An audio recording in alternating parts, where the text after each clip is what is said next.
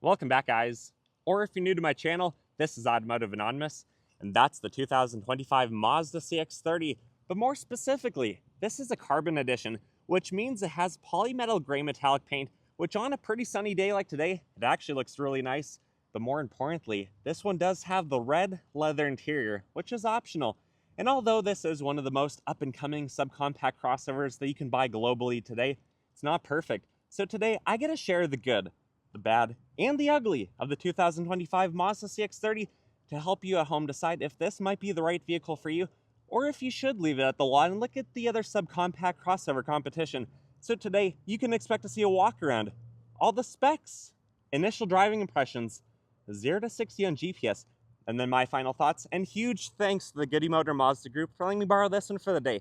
I'll link them below if you're interested because they sell below MSRP, they ship all over the country, and with that said, let's dive right into this review. And if you like Mazda, the CX-30 or my video, please be so kind to consider liking my video. Basically, that lets me know to make more stuff like this. It also helps the video get shared, but it'll help you as well by having YouTube choose to show you more stuff like this. Thank you so much. But if you're new to the Mazda CX-30, or more specifically, Mazda in general, they're actually a pretty old company. They were founded in 1920, although they didn't start making cars until 1931. But over the last couple decades, they've really been known for being a very reliable, very sporty-based Japanese company.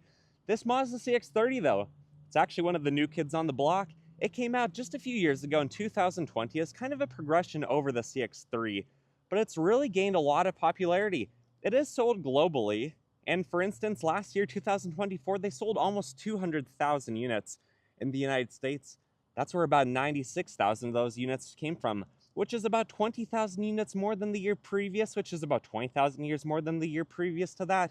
So this really is an up-and-coming compact crossover, or subcompact crossover technically. The CX-5 is the compact crossover, but these are pretty cool because they start at an MSRP about $25,000.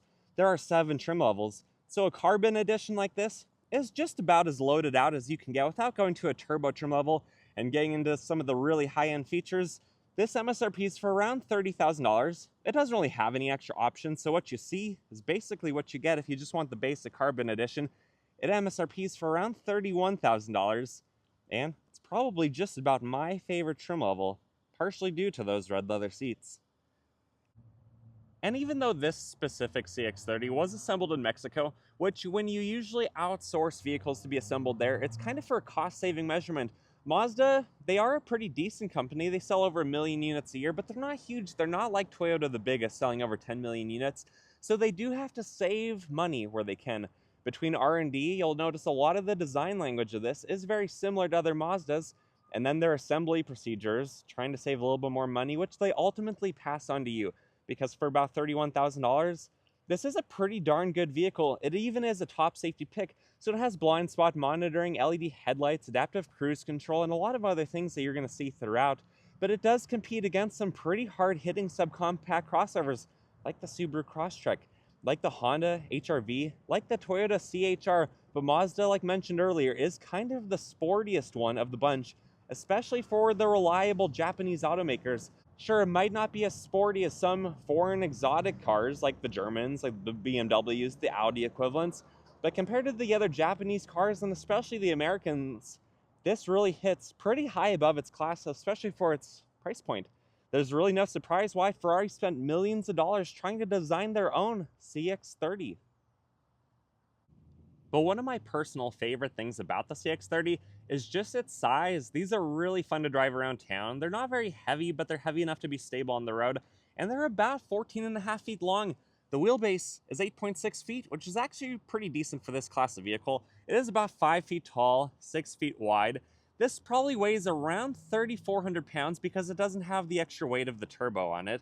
It can tow about 2,000 pounds and has a payload capacity, which is also fairly decent for the class, at 850 pounds. So between the roof rails, the interior, and the cargo area, you can hold 850 pounds worth of people and stuff.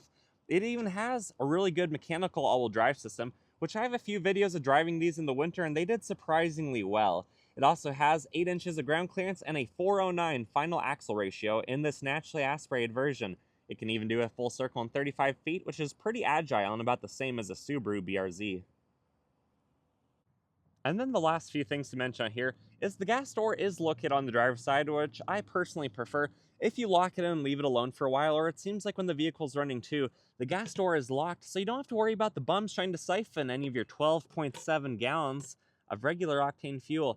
But it does get about 26 in the city, about 33 on the highway, and per the window sticker and what I can see driving this and on the interior dash, there is no I start stop and no cylinder deactivation compared to some of the other Mazdas with the same engine. So you can get about 419 max road trip and miles. And then it has kind of a fairly narrow 215 5518 wheel and tire. It looks pretty good. It's a Bridgestone Terenza and it has around 8 to 9 30 seconds of tread. And then this is your typical Mazda key with the buttons on the side. Lock, unlock, no power liftgate, and then panic button. And then it has a physical key hidden in the remote in case you ever get locked out of the vehicle. But it does have proximity key features to get inside that way too. The driver's side door panel has a lot of dark materials. It still has the speaker up here, even though it doesn't have the Bose system. I don't necessarily think these bass speakers sound as good as they should, but the Bose upgrade is worthwhile.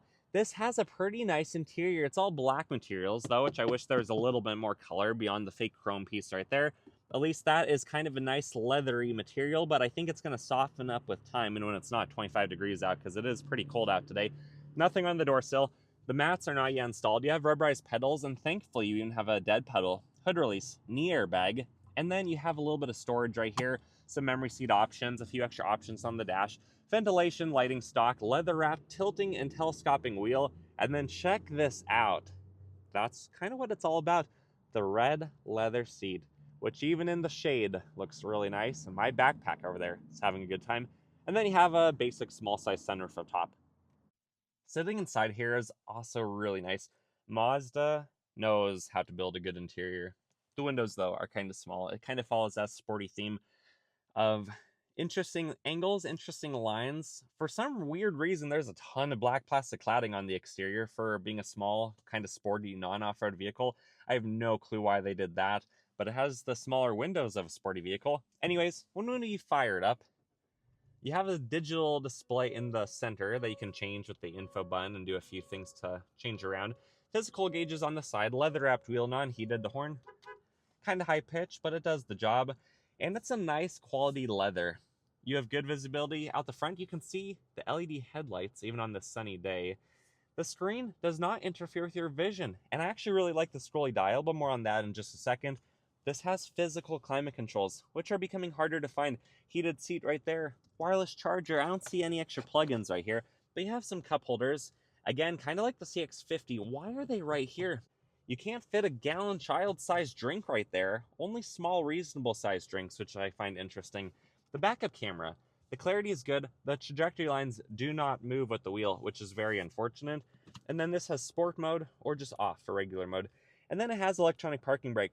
Auto vehicle hold. You have the volume control button right there. If you hold that, the screen will turn off. And then you have the scrolly dial with all of the settings it has. Ultimately, you have Android Auto, Apple CarPlay, and that's really what matters. And then you have a fancy sliding center armrest. When it's back, it can tilt, and you have a few USB-C style plugins right there, and a little storage tray. Otherwise, up top, sunglass holder. Nothing on this mirror. You don't have any extra controls or garage door openers. You have some LED lighting, which is pretty cool. The controls for the power moonroof. And then this extends. It does not slide itself. Even has an LED light though, which is pretty neat. Anyways, let's turn this off and I'll hop into the back. When we talk about the bad and the ugly of the CX-30, most of the ugly is all the extra black plastic cladding. I, again, just do not understand why there is so much. On some colors, it's more noticeable than others. This color, I think the paint, the metallic flake really distracts you from it, so it's not that bad. But on like the Soul Red, I just don't understand why there's so much cladding and why it's not shiny. It's a matte black finish. And then the bad, that's in here. When we get into the back seat, the door panel looks the same. It opens very wide, which really is a good design feature. That opens bigger than some other subcompact crossovers. But the bad is the back seat room. If you are a large, full-size adult, you are not going to be happy back here. Look at that. That's like a Toyota Corolla amount of room. my knees are in the bolstering. This is not very comfortable. There's also, oh, actually there are vents. They're just hidden behind the slid back tray, which then kind of impedes even more of your knee room there, especially if you're a middle passenger. So this is tight. Me wearing a beanie today, my head is basically rubbing the ceiling if I sit up straight, and this seat could be further back even. It could also be a little bit forward, you know, if you are a smaller driver, 5.5 feet or less, but there's just not a ton of room back here for backseat occupants. So around town, totally fine.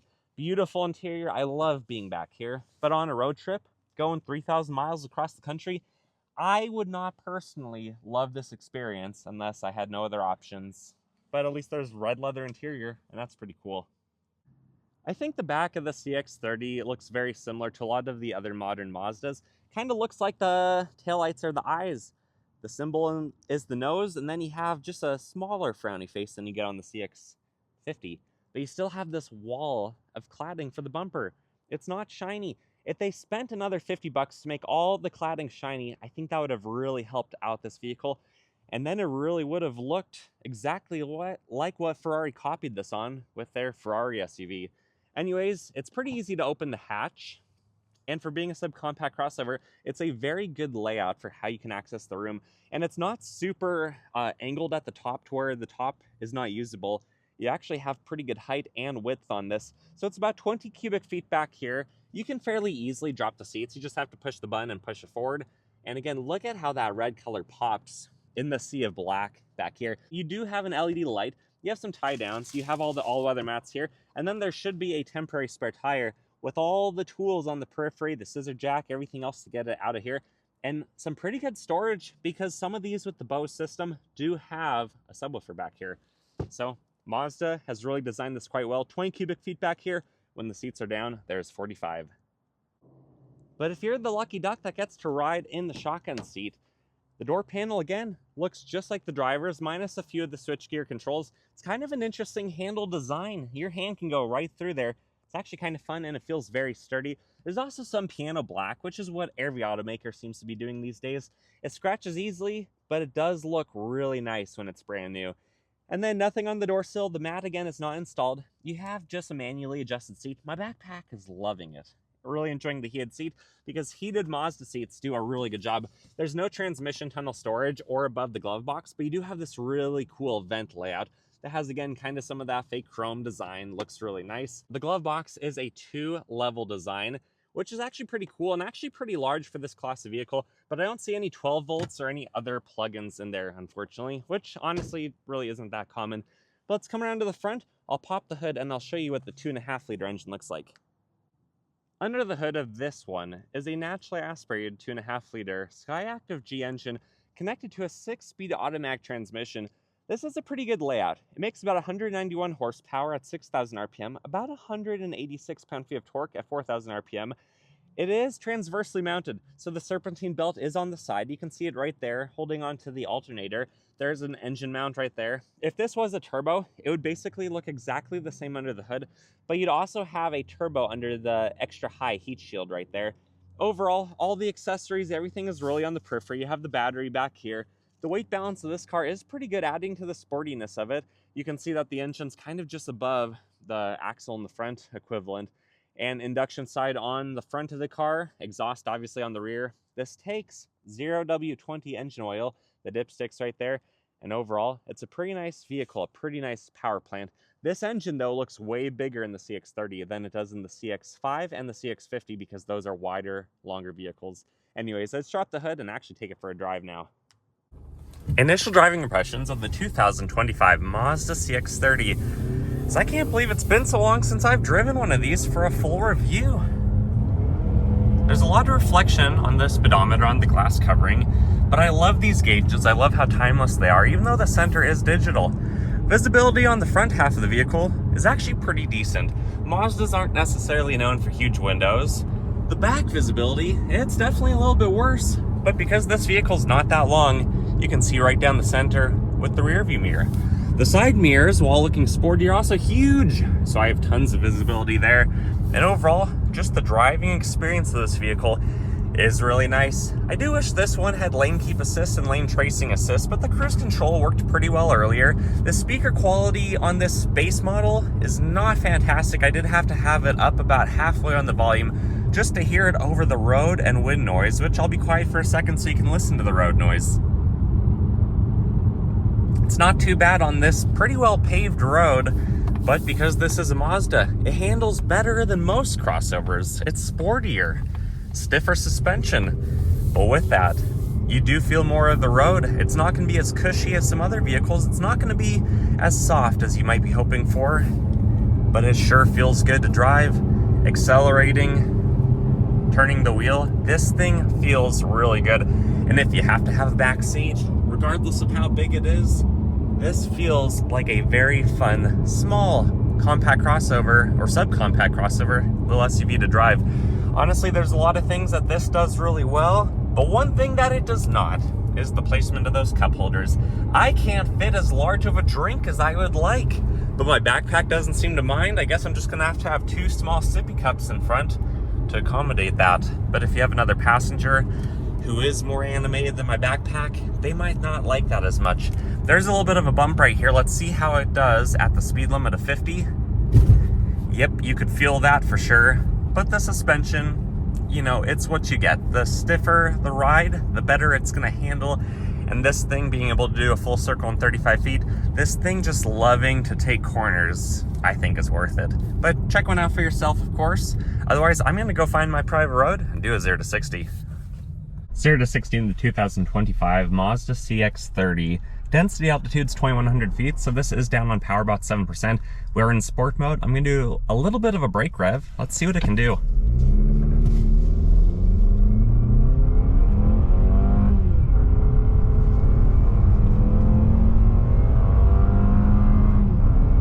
And true 0 to 60 came in at 8.87 seconds. Not bad. My final thoughts of the CX-30, specifically this carbon edition, is honestly, I like it a lot. I've shared my complaints already with the vehicle. I've also shared that I like driving it. It handles really well. For being an SUV type of vehicle, it just really outperforms a lot of the competition. I do like more power. You guys who follow me, you know I'm a car enthusiast, so I love the turbo version of this. But I'm so glad that this exists. I'm so glad that Mazda is, are they the only Japanese automaker that actually makes a subcompact with 250 horsepower or more, over 300 pound-feet of torque? This is a really unique vehicle. I'm not surprised why it sold almost 100,000 units in the North American United States market last year. It's fun. It's pretty reasonably priced. It's very safe. Sure, Mazda designs it to look like all of the other vehicles. It almost at a distance can be confused for a CX-5. It's assembled in Mexico, but it feels solid. The quality control is there. The paint, outside of some, dry watermarks on it, it looks really good. All the lines match up. The front fascia of this is kind of a handsome car, and it's a pretty good option. So I highly recommend you check it out if you are going to check out this class of vehicle. But seriously, if you're going to spend any money on a vehicle, test drive a bunch of them. Make sure you make the right decision for you, because I want to make sure that I did my part to not mislead you, because I'm just a random person making a YouTube video. Anyways, guys, I wish you the best. If you got anything out of this video, please consider liking it. Comment your thoughts and opinions below, and subscribe. Otherwise, check out the Goody Motor Mazda group. They are fantastic, and I wish you guys the best. See ya.